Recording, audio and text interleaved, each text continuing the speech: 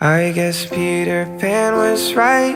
Growing up's a waste of time. So I think I'll fly away, set a course for brighter days.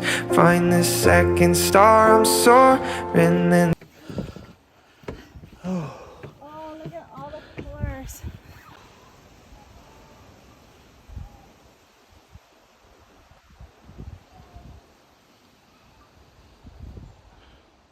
Scary.